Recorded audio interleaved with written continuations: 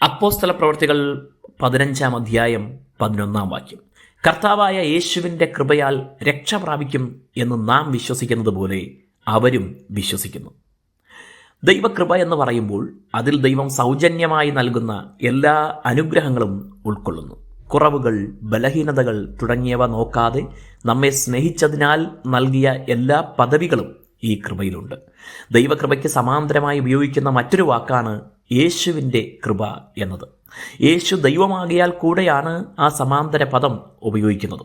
പിതാവായ ദൈവം രക്ഷിക്കാൻ സർവശക്തനായിരിക്കുന്നത് പോലെ യേശുവും നമ്മെ പൂർണ്ണമായും രക്ഷിക്കാൻ സർവശക്തനാണ്.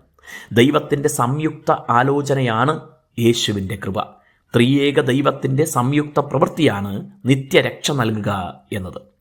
ഇവിടെ കൃപയാലുള്ള രക്ഷ പ്രാപിക്കുന്നതിന് വിശ്വാസം ആവശ്യമാണ് എന്ന് വ്യക്തമാണ്. രക്ഷ സൗജന്യമാണ്, ദൈവകൃപയാലാണ്.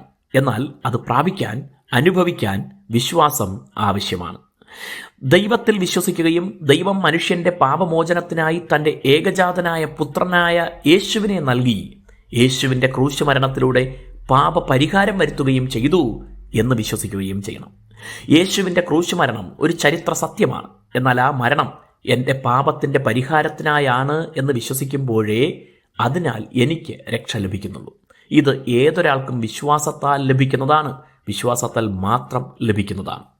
യഹൂദ ജനതയ്ക്ക് പുറത്തുള്ളവർ ഈ രക്ഷാപ്രവൃത്തിയെ വിശ്വസിക്കുകയും കൈക്കൊള്ളുകയും ചെയ്തതാണ് ഇവിടെ പ്രധാന വിഷയം. യേശുവിൻ്റെ കൃപ യഹൂദർക്ക് മാത്രമല്ല, ഭൂമിയിലെ ഏതൊരു മനുഷ്യനും വേണ്ടിയാണ് നൽകിയത് എന്ന് അംഗീകരിക്കണമെന്ന് ഊന്നിപ്പറയുകയാണ് അപ്പോസ്തലന്മാർ. ഒരു പശ്ചാത്തലവും അതിന് വിഷയമല്ല, ഒരു യോഗ്യതയും അതിന് ആവശ്യവുമില്ല. ഇനിയൊരു യാഗത്തിൻ്റെയും ആചാരങ്ങളുടെയും ആവശ്യമില്ലാതെ കൃപയാൽ നൽകിയിരിക്കുന്ന രക്ഷ അതിൽ തന്നെ പൂർണ്ണമാണ്. യേശുവിൻ്റെ കൃപയാൽ നാം പൂർണ്ണമായും രക്ഷ പ്രാപിക്കുന്നു. ദൈവം നമ്മെ അനുഗ്രഹിക്കട്ടെ.